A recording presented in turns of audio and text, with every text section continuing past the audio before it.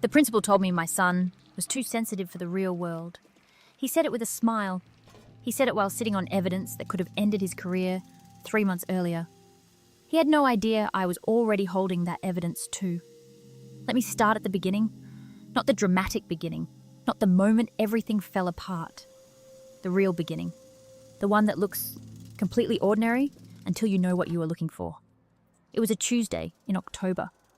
I remember because I had just come from a parent-teacher conference for my older daughter at a different school, and I was still carrying that particular kind of tired you get from being cheerful in a room full of strangers for 90 minutes. I picked up my son Luca from the school gate at 3:30. He was 14. He had the kind of face that shows everything, whether he wants it to or not. That afternoon, his face showed nothing. That was the first time I noticed the nothing. Luca had always been a quiet kid, not shy exactly, more like careful. He watched things before he joined them. He listened to the whole sentence before he answered. Teachers either loved that about him or found it unsettling. He had one close friend, a boy named Felix, and together they were perfectly happy in a corner with their headphones and their sketchbooks. I had never worried about Luca the way some parents worry. He was not performing happiness for me. He just seemed genuinely settled in himself. But that Tuesday in October, he got into the car and put his bag on his lap and looked out the passenger window the entire drive home. I asked him how his day was. He said fine. I asked him what he had for lunch. He said he was not hungry. I asked if something had happened. He said no. I believed him. That is the thing I have to live with. I believed him because I was tired and because he had always told me things and because I thought the nothing on his face was just a bad day. 3 weeks later, I found his sketchbook on the kitchen table. He had left it open. I do not know if it was an accident. I think now it was not. The page it was open to was covered in small drawings, the kind you do when your hand needs to be doing something while your mind is somewhere else. There were figures and words written in small letters around the edges of the page. I will not repeat all of them, but I will tell you that 2 of them were his name, and neither of them was kind. I sat down at the kitchen table and I read every word on that page twice.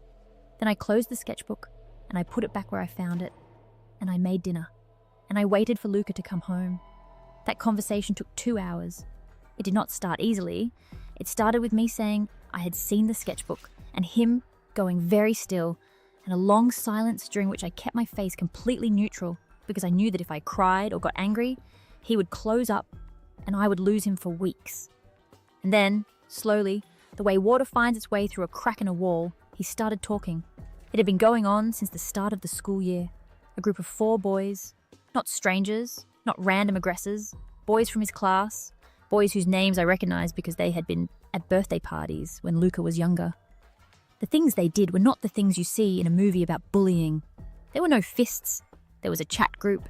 There were comments in class that were just quiet enough for the teacher not to catch. There was the thing where they moved their chairs when Luca sat down, slowly, as a group, so that he was always slightly outside the circle.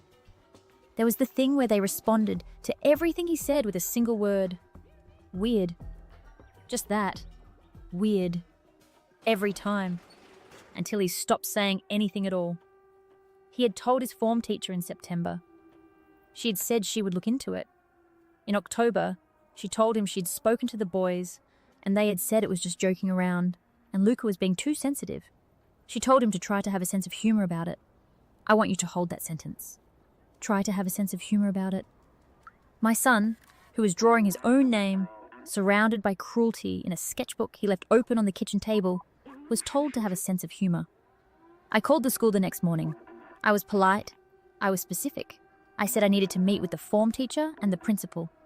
The receptionist put me through to the principal's assistant, who took a message. The principal called back 3 days later. His name was Herr Bergmann. Everyone called him that. Even parents who had known him for years. He had been at that school for 11 years. He had a shelf of awards in his office. He had a voice like a television announcer, warm and authoritative at the same time, the kind of voice that makes you feel like you are being managed, even when he is just saying good morning. He said he was very sorry to hear about Luca's difficulties. He said the school took these matters extremely seriously. He said he would personally look into it, and get back to me by the end of the week. He did not get back to me by the end of the week. I called again. His assistant said he was in meetings. I left another message. He called back a week later and said the situation had been reviewed and the boys in question had been spoken to, and he was confident this would not continue. He used the phrase peer dynamics. He said sometimes children needed to learn to navigate complex peer dynamics as preparation for adult life. I asked him what specific steps had been taken. He paused. He said the pastoral team had been involved. I asked for a meeting. He said his schedule was very full, but he could fit me in the following Thursday at 4 o'clock. That meeting was the first time I sat across from Herr Bergman in person. His office was large and well lit. There were framed photographs of school events on every wall. There were trophies in a glass cabinet. There was a bowl of individually wrapped chocolates on the desk, the kind you see in hotel lobbies.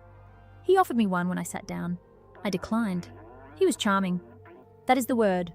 Not warm, not genuine, but charming in the way that a person is charming when they have been charming professionally for a very long time. He leaned forward slightly when he spoke to me. He nodded. He said my son's name correctly, which I noticed because people often do not. He said he understood my concerns. He said he was a parent himself. I told him what Luca had told me. I told him about the chat group, about the chair moving, about the word weird repeated until my son stopped speaking in class. I told him Luca had not eaten lunch at school in 6 weeks because he did not want to sit in the cafeteria. I told him Luca's grades had dropped in 2 subjects and his doctor had flagged possible anxiety. Bergman listened, he nodded, he said all the right things, and then he said it. He said, sometimes sensitive children need to learn how to handle pressure. He said it gently. He said it like he was giving me a gift. He said the world was a demanding place, and the school's job was to prepare children for that world, and that meant not always protecting them from every difficulty. I looked at him. I looked at the bowl of chocolates on his desk. I looked at the photographs on the wall, the smiling children, the trophies, the perfectly managed image of a school that had everything under control. I said, I understand. I said I appreciated his time. I shook his hand. I left. In the car, I sat for a moment before I started the engine. I was not calm, but I was very, very quiet inside myself. Because somewhere between his office and the parking lot, I had made a decision. I was not going to argue with Herr Bergman. I was not going to send angry emails. I was not going to make noise. I was going to build a case. I want to tell you about Ms. Reiter. She was Luca's biology teacher, not his form teacher, not someone I had ever spoken to before. She reached out to me. That is important. I did not find her. She found me. She sent me a message through the school's parent portal. A short one, just saying she had noticed some things. And if I ever wanted to talk, she was available. She left her personal email address. I wrote back the same evening. We met for coffee 2 Saturdays later at a place near her apartment, not near the school. She was in her late 30s. She had been at the school for 4 years. She ordered a black coffee, and she got straight to the point. She said, I need you to understand something about how this school works before you decide what to do. She told me about the Hartman family. Their son Jonas was one of the 4 boys in Luca's class. The Hartmans ran a construction company that had donated significantly to the school's building renovation 2 years ago. Their name was on a plaque in the new gymnasium. Bergman had personally cultivated the relationship. The Hartmans attended every school event. Jonas' father played golf with Bergman on weekends. She told me about the Vogt family. Their son Nico was another of the 4. The Vogts ran a media company that had provided equipment for the school's new film and journalism program. Bergman had announced that partnership at the previous year's prize-giving ceremony and thanked them by name in front of the entire school. She said, every time a complaint comes in about those boys, it gets processed in a particular way. There's a meeting, there's a note in a file, the parents are told it has been handled, and then it stops there. I asked her how she knew this. She said she had seen it happen twice before. She said she had raised concerns internally about Jonas and Nico in the previous school year, about a different student. She said Bergman had called her in and told her she needed to be careful about making accusations without solid evidence, and that the school's relationships with its community partners required sensitivity. I asked her if she still had any of those internal communications. She looked at me for a moment. She said she had kept copies of everything. That was the moment I understood what I was actually holding. Over the next 6 weeks, I built a file. I was methodical about it. I am an accountant by profession. I am comfortable with documents. I am comfortable with timelines. I am comfortable with the gap between what someone says and what the numbers actually show. Luca gave me access to the chat group. He had been added to it in September. He assumed by mistake. And then they had realized he was in it, and they had kept him in it deliberately. He had screenshots going back to the first week of school. I read all of them. I documented them by date, by author, by content. Some of it was stupid teenage cruelty. Some of it was specific enough to make my hands shake. I kept my hands steady and kept typing. Luca's doctor, Dr. Mailer, had been seeing him since he was 4 years old. She had noted his anxiety symptoms in September. She had referred him to a child psychologist in October. She had written in her referral notes that the anxiety appeared to be environment-linked and school-related. She agreed to write a formal summary of her clinical observations for me. She was careful and precise, and she did not overstate anything. She did not need to. Ms. Reiter gave me copies of her internal emails, the ones where she had flagged her concerns about Jonas and Nico, the ones where Bergman had responded. His response, in writing, in a school email, said the following, and I will quote this exactly. I appreciate your concern, but I would ask you to consider the broader context of our community relationships before escalating this further. Those 12 words, in writing, on a school server, sent by the principal to a teacher who had raised a safeguarding concern. I sat with that email for a long time. I read it several times. I thought about Luca sitting in the cafeteria alone. I thought about the word weird, repeated like a drumbeat until he went silent. I thought about Bergman's voice, warm and authoritative, telling me that sensitive children needed to learn to handle pressure. I printed the email and put it in the file. The school's annual parent evening with the school board was scheduled for the second Thursday in February. It was a formal meeting. The school board, which in this case meant the Schulträger, the body responsible for the school's governance and funding, attended every year. Parents could raise questions. Bergman always chaired the first half, and then the board chair took over for the second half. It was the kind of event where everything was supposed to be managed and smooth and affirmational. I requested to speak. The process for that was a form submitted 2 weeks in advance with a brief description of your topic. I submitted the form. I described my topic as school response to reported student welfare concerns and governance implications. It was accurate. It was also, I knew, vague enough that nobody would understand what it meant until I was already standing at the microphone. In the 3 weeks before the evening, I did 2 more things. I contacted another family. Ms. Reiter had mentioned the previous incident with a different student. I found the family through a parent network. I called the mother. I told her who I was and what I was doing. She was quiet for a moment. Then she said, "We were told to let it go." I asked if she would be willing to attend the parent evening. She said she would think about it. She called me back 2 days later and said yes. I also consulted a lawyer. Not to threaten anyone, not yet. To understand exactly what I could and could not say in a public meeting, what the legal framework was around school safeguarding obligations, and what the board's responsibilities were if they received documented evidence of systemic mishandling of welfare complaints. The lawyer was very clear. The board had obligations. If they received evidence and did not act, the obligations transferred upward. She wrote me a 1-page summary of the relevant framework. I put it in the file. The evening itself was held in the school's main hall. It was set up with rows of chairs facing a long table at the front. Bergman was already at the table when I arrived. He was talking to the board chair, a woman named Frau Decker, silver-haired and precise in the way of someone who has been running meetings for 30 years. There were maybe 60 parents in the room. There were a few teachers at the sides. Ms. Reiter was there. She sat near the back.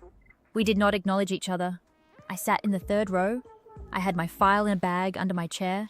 I had a printed copy of my speaking notes. I had a USB drive with digital copies of everything, which I had prepared in advance for Frau Decker. Bergman opened the evening. He talked for 20 minutes. He talked about the school's achievements, the new program partnerships, the improved exam results, the renovation of the sports hall. He mentioned the Hartman family's contribution. He mentioned the Vogt family's media equipment. He was warm and authoritative and completely in control of the room. He looked like a man who had run 100 evenings like this one and expected to run 100 more. The question and answer session began. There were questions about parking. There were questions about the new curriculum changes. There was a question about the cafeteria menu. Bergman answered everything smoothly, with that voice, with that lean forward posture, with the nods and the eye contact, and the slight air of a person who is patiently managing lesser concerns. My name was called. I stood up. I did not raise my voice. I want to be very clear about that. I spoke the way I would speak in a client meeting, when I am presenting findings that I know are going to be uncomfortable. Level, specific, sequential. I said, I am the mother of a student in Year 9. My son has been subjected to sustained, documented harassment by a group of classmates since the start of this school year. I raised this with the school in November. I was told by the principal that sensitive children needed to learn to handle pressure. There was a small shift in the room, not noise, just attention, moving like a current. I said, I want to describe what the school's response has looked like in practice. I then outlined the timeline. The first report to the form teacher, the response that it was joking around, the meeting with Bergman, his assessment, the lack of follow-up. I was specific about dates. I did not editorialize. I did not say anything I could not document. I said, I have also become aware that this is not an isolated case. I have documentation showing that at least one previous complaint involving the same students was handled in the same way, and that a teacher who raised internal concerns was instructed by the principal to consider the school's community relationships before escalating further. I heard Bergman's chair move. I did not look at him. I said, I would like to submit this documentation to the board this evening. It includes chat group records, medical documentation from my son's doctor, a clinical referral noting school-related anxiety, and internal school communications. I reached into my bag and took out the file. I took out the USB drive. I walked to the front of the room and placed both on the table in front of Frau Decker. She looked at me. She looked at the file. She said nothing yet, but she put her hand on it. I returned to my seat. Bergman spoke immediately. He said, I appreciate this parent's concerns, and I want to reassure the room that the school takes all welfare matters extremely seriously. He said there were always two sides to every situation. He said the school had robust processes. He said he would be happy to meet with this parent again to address any outstanding concerns. I said from my seat, with outstanding, I have included in the file a copy of the email you sent to a teacher who raised safeguarding concerns. The one where you asked her to consider community relationships before escalating. Page 11. Frau Decker opened the file. She turned to page 11. The room was very quiet. The other mother I had contacted stood up from the back of the room. She said her name. She said her daughter had been in Year 8 the previous year. She said she had reported concerns about 2 students. She said she had been told the matter was resolved. She said her daughter had changed schools. Bergman said, I really think this is not the appropriate forum for individual cases. Frau Decker said, I think it is exactly the appropriate forum. That was the sentence. I will remember it for the rest of my life. 7 words from a silver-haired woman with 30 years of running meetings, and the entire architecture of Bergman's evening collapsed. The meeting did not end smoothly. Bergman tried twice more to redirect. He talked about process. He talked about complexity. He talked about the importance of context. Each time, Frau Decker either asked him a specific question he could not answer cleanly or turned back to the file. A board member I did not know asked Bergman directly whether the families of the students named in the complaints had ever been formally notified. Bergman said the pastoral process did not require formal notification in every case. The board member asked him to point to the policy that supported that. Bergman said he would need to check the specific wording. There is a particular sound a room makes when it understands that the person at the front does not have the answer. It is not a loud sound. It is more like a collective exhale. I heard it that night. Ms. Reiter, from her seat at the side of the room, raised her hand. She said she was a teacher at the school, and she wished to confirm that the email on page 11 was authentic and that she had sent and received the communications referenced in the file. She said she was prepared to provide a formal statement to the board if required. Bergman looked at her. I saw his face in that moment. Not the television announcer face. The other one. The face of a person who has just understood that the thing they believed was safely contained has been moving freely for months. The meeting was formally suspended by Frau Decker 40 minutes after I had stood up. She announced that the board would be initiating an immediate review of the documented concerns and that the school's welfare governance would be examined as part of that process. She said parents would be informed of next steps within 10 working days. She said she was sorry to the families involved. Not sorry as a legal disclaimer, sorry as a person. Bergman did not speak again after that. He sat at the table while the room emptied around him. He was very still. The bowl of chocolates was not there that night. I noticed that. I thought about his office, the photographs, the trophies, the carefully constructed image of a school that had everything handled. That bowl, always on the desk, always offered to visitors as a small gesture of warmth, not there, as if even the props had abandoned him. I did not look at him on my way out. I did not need to. The review took 6 weeks. I was contacted twice by the board's external consultant. I provided everything I had. Dr. Mailer provided her clinical summary. Ms. Reiter provided her formal statement. The other family provided their account. The chat group records were reviewed. The internal emails were reviewed. The findings were not published in full because they involved minors and because there are privacy requirements around these things. But I was informed of the outcome in a letter from Frau Decker. Bergman was removed from his position. The letter described it as a mutual agreement to end his contract, which is the language organisations use when they want to avoid a tribunal. I know what it means. He left the school in March. The Hartman family issued a statement through the school's parent newsletter saying they remained committed to the school community. The Vogt family's media equipment remained in the journalism room. The plaque in the gymnasium still has the Hartman name on it. Some things are slow to change, but Bergman was gone, and the pastoral governance framework was being rewritten by an external consultant. And the form teacher, who had told Luca to have a sense of humour, was moved to a different year group. Jonas Hartman and Nico Vogt were formally sanctioned. Their parents were notified. I do not know what happened inside those families.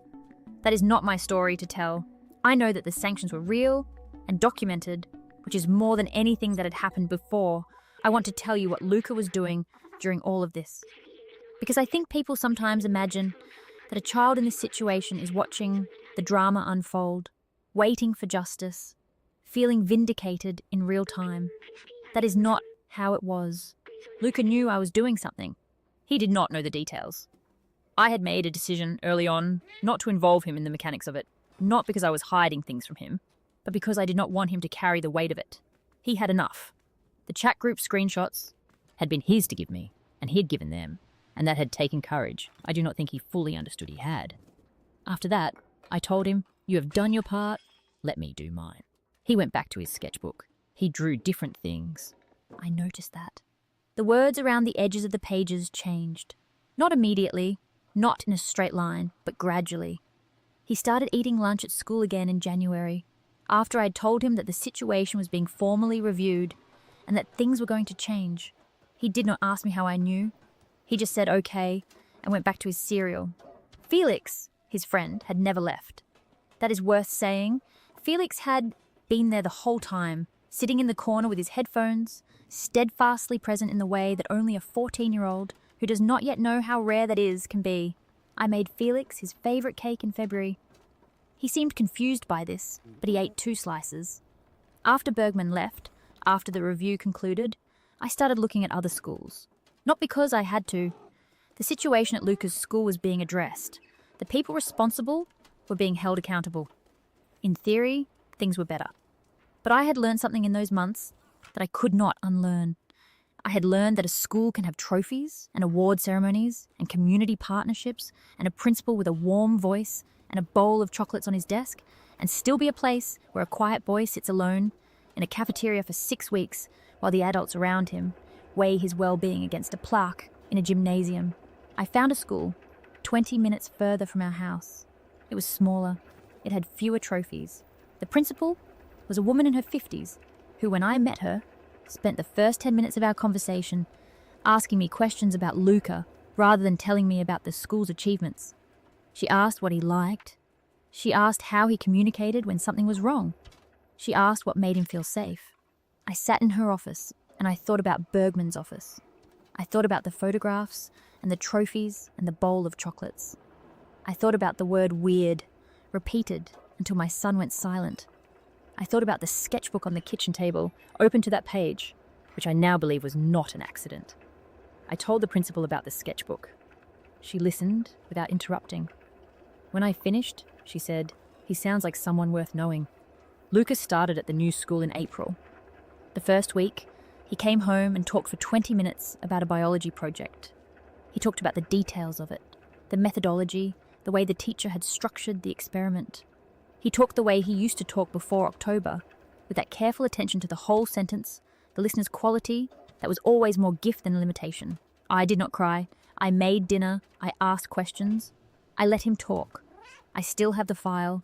I keep it in a drawer in my office at home, not because I think I will need it again, but because I want to remember what it took.